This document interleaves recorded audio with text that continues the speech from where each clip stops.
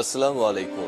সবাইকে স্বাগত জানাচ্ছি। আমি নাসরুল ইসলাম তন্ময়। শুরুতে বিআরবি কেবল সংবাদ শিরোনাম জানিয়ে দেব এই মুহূর্তে হাতে পাওয়া সর্বশেষ গুরুত্বপূর্ণ আপডেট বাংলা সংবাদ।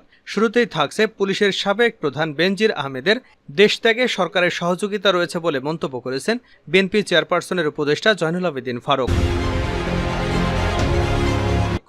এবারে জানাবো সংসদে প্রশ্নোত্তর পর্বে তারেক রহমান সহ গ্রেনেড হামলা মামলায় 15 জন সাজাপ্রাপ্ত আসামি পলাতক থাকার যে তথ্য প্রধানমন্ত্রী শেখ হাসিনা তুলে ধরেছেন সেটির তীব্র নিন্দা ও প্রতিবাদ জানিয়েছেন বিএনপির মহাসচিব মির্জা ফখরুল ইসলাম আলমগীর। জানাবো অনুসন্ধানে বেনজিরের দুর্নীতির প্রমাণ মিলেছে দুদক আইনজীবী। আদালতের নির্দেশে 3 দফায় 100 একর জমি এবং একাধিক ফ্ল্যাট জব্দ হয়েছে সাবেক আইনজীবী বেনজির আহমেদের। এত সম্পত্তির হদিস মিললেও এখন পর্যন্ত বেনজির আহমেদের বিরুদ্ধে কোনো মামলা হয়নি। জানিয়ে দেব জাতীয়তাবাদী যুবদল সভাপতি সুলতান সালাউদ্দিন টুকু বলেছেন, একদিকে দেশের নির্যাতিত নিপীড়িত জনগণ তারা দেশের গণতন্ত্রের জন্য, ভোটাধিকারের জন্য, বেঁচে থাকার অধিকারের জন্য লড়াই করছেন, অন্যদিকে মাফিয়া লুটেরা সরকার ব্যস্ত রয়েছেন লুটপাট নিয়ে। তারা শুধু জনগণের অধিকারই লুণ্ঠন করছে না, এদেশের অর্থ সম্পদ লুট করে বিদেশের সম্পদের পাহাড় করেছেন। দেশের অর্থনীতিকে ফোকলা করে তুলেছে এই অবৈধ সরকার। এদিকে খাদ্যমন্ত্রী সাধনচন্দ্র মজুমদার বলেছেন, যখন দেশে খাদ্যের অভাব ছিল তখন অনেকেই ভাতের মার খেত, অনেকেই আবার রুটি খেত। আটা কিনলে মনে করত সে এখন সবচেয়ে গরিব মানুষ। আর এখন গরিবরা 3 বেলা ভাত খায় আর ধনীরা আটা খায়, যেটা ওজন বাড়ার ভয়ে হোক কিংবা ডায়াবেটিসের নিয়ন্ত্রণের জন্যই হোক। এবং সর্বশেষ জানাবো আন্তর্জাতিক সংবাদ। কমান্ডার হত্যার জবাবে ইসরায়েলে ব্যাপক রকেট হামলা চালিয়েছে হিজবুল্লাহ। সকালে ইসরায়েলের উত্তরাঞ্চল লক্ষ্য করে হিজবুল্লাহ 200টিরও বেশি রকেট ছুড়েছে। এতক্ষণ শিরোনাম শুনছিলেন, এবার বিস্তারিত। প্রিয় দর্শক, আপনি যদি এই চ্যানেলে নতুন হয়ে থাকেন, ভিডিওটি দেখতে দেখতে চ্যানেলটি সাবস্ক্রাইব করে আমাদের সঙ্গে থাকুন। আর এই ভিডিও সম্পর্কে আপনি আপনার মূল্যবান মতামতটি কমেন্ট বক্সে জানিয়ে দিন। আর হ্যাঁ প্রিয় দর্শক, জানিয়ে দিন ভিডিওটি কোথা থেকে দেখছেন। সরকারের সহায়তায় দেশ ছেড়েছে বেনজির ফারুক। পুলিশের সাবেক প্রধান বেনজির আহমেদের দেশত্যাগে সরকারের সহযোগিতা করেছে বলে মন্তব্য করেছেন বিএনপি চেয়ারপারসনের উপদেষ্টা জয়নুল আবেদিন ফারুক। বৃহস্পতিবার দুপুরে এক মানববন্ধনে এমন মন্তব্য করেন তিনি বলেন, বেনজির চোরের রাজা, দুর্নীতির রাজা। তিনি কি করে ঢাকা হজরত শাহজালাল আন্তর্জাতিক বিমানবন্দর পার হন? যদি সরকার গণতান্ত্রিক হতো, যদি সরকার জনগণের ভোটে নির্বাচিত হতো, যদি সরকার বাংলাদেশের মানুষের সমর্থনে সরকার হতো, তাহলে এই বেনজির লোকটিকে ঢাকা আন্তর্জাতিক বিমানবন্দরের ইমিগ্রেশন পার হতে সহযোগিতা করা হতো না। এজন্য জনগণ বলা শুরু করেছে, এ চোর সরকারের রাজা, এ সরকার দুর্নীতির রাজা, এ সরকার জনগণের সরকার নয়। জয়নুল আবেদিন ফারুক প্রশ্ন রেখে বলেন, যে সরকারের আমলে আমাদের ভাইরা রিকশা চালান, যে সরকারের আমলে আমাদের ভাইরা রোববার থেকে বৃহস্পতিবার পর্যন্ত কোর্টে হাজিরা দেন, যে দেশের সরকারের আমলে আমাদের সিনিয়র নেতাদেরকে গ্রেপ্তার করা হয়, সেদেশে আমার নেত্রী বেগম খালেদা জিয়াকে বিনা কারণে মিথ্যা মামলায় জেলে বন্দী করে রাখা হয়েছে, যে কারণে আমাদের প্রিয় নেতা তারেক রহমানকে অসত্য মিথ্যা মামলায় সাজা দিতে পারে, সেই সরকারের এদেশের ক্ষমতায় টিকে থাকার অধিকার নেই। এই সরকারের প্রতি জনগণের কোনো সমর্থন নেই, তাদের পায়ের তলার মাটি নেই, তারা জনগণ থেকে বিচ্ছিন্ন হয়ে জোর করে ক্ষমতা দখল করে বসে আছে। আমি বলতে চাই, কোনো কলাকৌশলে কাজ হবে না। বিলম্ব হলেও আপনাদের জনগণ বিতাড়িত করবে, বিলম্ব হলেও আপনারা পদত্যাগ করতে বাধ্য হবেন। সংসদে প্রধানমন্ত্রী দেওয়া তথ্যের প্রতিবাদে মির্জা ফখরুলের বিবৃতি। সংসদে প্রশ্নোত্তর পর্বে তারেক রহমান সহ গ্রেনেড হামলা মামলায় 15 জন সাজাপ্রাপ্ত আসামি পলাতক থাকার যে তথ্য প্রধানমন্ত্রী শেখ হাসিনা তুলে ধরেছেন সেটির তীব্র নিন্দা ও প্রতিবাদ জানিয়েছেন বিএনপির মহাসচিব মির্জা ফখরুল ইসলাম আলমগীর। বৃহস্পতিবার এক বিবৃতিতে বিএনপি মহাসচিব বলেন, 21শে আগস্টের বোমা হামলা মামলায় রাজনৈতিক উদ্দেশ্য প্রণোদিতভাবে তারেক রহমান সহ বিএনপির কয়েকজন নেতাকে যুক্ত করা হয়েছে। তারেক রহমানের ভাবমূর্তি নষ্ট করার জন্য এটি একটি সুপরিকল্পিত ষড়যন্ত্র। তিনি বলেন, জাতীয়তাবাদী নেতৃত্বকে দুর্বল এবং গণতন্ত্রকে বিপন্ন করতে বর্তমান আওয়ামী শাসক গোষ্ঠী 2009 সালে ক্ষমতা গ্রহণ করার পর তারেক রহমানের নাম চার্জশিটে ঢোকানো হয় নিজেদের মতাদর্শে অবসরপ্রাপ্ত একজন কর্মকর্তাকে তদন্ত কর্মকর্তা নিয়োগ দিয়ে।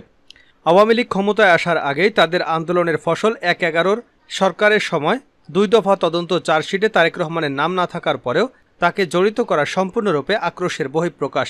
মির্জা ফখরুল বলেন, আওয়ামী চক্র দীর্ঘদিন ধরে সুপরিকল্পিতভাবে তারেক রহমানের বিরুদ্ধে অপপ্রচার চালিয়ে আসছে, আর সেজন্যই চক্রান্তমূলকভাবে 21শে আগস্টের মামলায় জড়িত করা হয়েছে তাকে।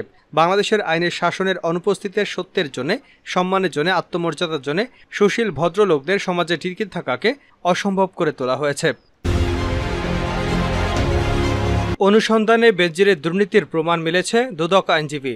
আদালতের নির্দেশে 3 দফার 100 একর জমি এবং একাধিক ফ্ল্যাট জব্দ করা হয়েছে সাবেক আইজিপি বেনজির আহমেদের। এত সম্পত্তির হদিস মিললেও এখন পর্যন্ত বেনজির আহমেদের বিরুদ্ধে কোনো মামলা হয়নি। বৃহস্পতিবার দুর্নীতি দমন কমিশনের আইনজীবী খুরশিদ আলম খান বলেন, বেনজির আহমেদের বিরুদ্ধে দুর্নীতির প্রমাণ মিলেছে, শিগগিরই মামলা করা হবে। সাবেক পুলিশ প্রধানের বিরুদ্ধে এ ধরনের অভিযোগ ওঠাকে ভয়ঙ্কর বলে জানিয়েছেন দুদকের এই আইনজীবী। দুদক আইন অনুযায়ী যেগুলোকে অপরাধ ধরা হয় তার সবই করেছেন বেনজির। সাবেক এই আইজিপি কোথায় আছেন তা জানে না সরকারের কেউই। এর আগে দুর্নীতি দমন কমিশনের আবেদনের পরিপ্রেক্ষিতে 2023 এবং 26 মে ঢাকা মহানগর দায়রা জজ মোহাম্মদ আশামসুজ জগলুল হোসেন বেনজির পরিবারের 198 একর জমি জব্দ করার আদেশ দিয়েছিলেন, যার দলিল মূল্য 20,71,90,000 টাকা। এছাড়া বেনজিরের পরিবারের 38টি ব্যাংক অ্যাকাউন্ট অবরুদ্ধ এবং পরিবারের মালিকানাধীন কোম্পানিও জব্দের নির্দেশনা দিয়েছেন আদালত। সব মিলিয়ে অ্যাকাউন্ট এবং কোম্পানি ছাড়াও দুদিনে বেনজিরের পরিবারের প্রায় 23 কোটি টাকার সম্পত্তি জব্দ করার আদেশ দিয়েছিলেন আদালত। জব্দ হওয়া সম্পত্তির মধ্যে বেনজিরের স্ত্রীর 3টি, মেয়ে জারা জেরিন বিনতে বেনজিরের একটি ফ্ল্যাট রয়েছে। এই 4টি ঢাকার গুলশানে অবস্থিত র্যানকন আইকন টাওয়ারে। 4টি ফ্ল্যাটের দলিল মূল্য ধরা হয়েছে 2,19,00,000 টাকা। এসব ফ্ল্যাটের 3টি রয়েছে স্ত্রী জিশান মির্জার নামে। স্ত্রীর নামে ভবনটি 13 ও 14 তলায় থাকা 3টি ফ্ল্যাটের দলিল মূল্য 1,65,50,000 টাকা। এছাড়া মেয়ে জারা জেরিন বিনতে বেনজিরের নামে ভবনটি 14 তলায় 53,50,000 টাকা মূল্যের দলিল মূল্যের একটি ফ্ল্যাট রয়েছে, তাও জব্দের আদেশের তালিকা রয়েছে। এর আগে গত 18 এপ্রিল বেনজির আহমেদের বিরুদ্ধে কোটি কোটি টাকার অবৈধ সম্পদ অর্জনের অভিযোগে অনুসন্ধানে নামে দুদক। পরে দুদকের আবেদনের পরিপ্রেক্ষিতে বেনজির আহমেদ তার স্ত্রী এবং সন্তানদের নামে থাকা স্থাবর অস্থাবর সম্পত্তি ক্রোক এবং ফ্রিজের আদেশ দেন আদালত। একদিকে দেশের জনগণ, অন্যদিকে লুটেরা সরকার টুকু।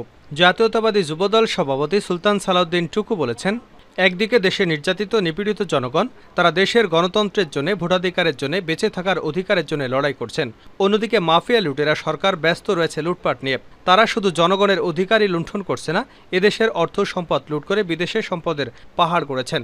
দেশের অর্থনীতিকে ফোকলা করে তুলেছে এই অবৈধ সরকার। সিরাজগঞ্জের যুবদলের উদ্যোগে সিরাজগঞ্জে বিগত আন্দোলন সংগ্রামে যুবদলের কারান্তরীণ এবং হামলা মামলার শিকার নেতাকর্মীদের সংবর্ধনা প্রদান অনুষ্ঠানে এসব কথা বলেন তিনি। টুকু বলেন, দেশে শুধু আজিজ বেনজির নয়, এরকম হাজারো বেনজির আজিজ সৃষ্টি করেছে আওয়ামী সরকার। তারা দেশকে ধ্বংস করতে একদিকে পার্শ্ববর্তী দেশের করদরাজ্যে পরিণত করেছে, অন্যদিকে দেশের সকল সম্পদ লুট করতে এরকম লুটেরা সৃষ্টি করেছে। এরকমভাবে একটি দেশ বাঁচতে পারে না। এখনই সময় দেশের স্বাধীনতা ও সার্বভৌমত্ব রক্ষায় সবাইকে এগিয়ে আসতে হবে। তিনি বলেন, এ লড়াই এত সহজ হবে না, অনেক ত্যাগ স্বীকার করতে হবে, অনেক নির্যাতন সহ্য করতে হবে। তবে এদিন বেশি দিন থাকবে না, পরিবর্তন আসছে, পরিবর্তন হবে। সেই পরিবর্তনের জন্য সবাই ঐক্যবদ্ধ থেকে দলের নির্দেশনায় সবাই মাঠে থাকবেন, আন্দোলনে ঝাঁপিয়ে পড়বেন, সুদিন আসবেই। শেষ করছি আন্তর্জাতিক সংবাদ দিয়ে। কমান্ডার হত্যার জবাবে ইসরায়েলে ব্যাপক রকেট হামলা হিজবুল্লাহর। ইসরায়েলের উত্তরাঞ্চলে ব্যাপক রকেট হামলা চালিয়েছে লেবাননের সশস্ত্র গোষ্ঠী হিজবুল্লাহ। গতকাল বুধবার সকালে ইসরায়েলের উত্তরাঞ্চল লক্ষ্য করে হিজবুল্লাহ 200টিরও বেশি রকেট ছুড়েছে। আগের দিন সন্ধ্যায় দক্ষিণ পূর্ব লেবাননে ইসরায়েলি হামলায় হিজবুল্লাহর একজন জ্যেষ্ঠ কমান্ডার নিহত হন। এর জবাবে হিজবুল্লাহ গতকাল ইসরায়েলে ব্যাপক রকেট হামলা চালায়। খবরে বলা হয়, ফিলিস্তিনের গাজায় যুদ্ধ শুরুর পর ইসরায়েলে গতকাল অন্যতম বড় রকেট হামলা চালায় হিজবুল্লাহ। গাজা যুদ্ধের জেরে ইরানপন্থী গোষ্ঠী হিজবুল্লাহ এবং ইসরায়েলের মধ্যে পাল্টাপাল্টি হামলার ঘটনা ক্রমবর্ধমানভাবে বেড়েই চলেছে। উভয় পক্ষই বলছে তারা যুদ্ধের জন্য প্রস্তুত। ইসরায়েলি সামরিক বাহিনী গতকাল নিশ্চিত করেছে তারা হামলা চালিয়ে হিজবুল্লাহ জ্যেষ্ঠ কমান্ডার তালেব আবদুল্লাহ সহ গোষ্ঠীটির 4 যোদ্ধাকে হত্যা করেছে।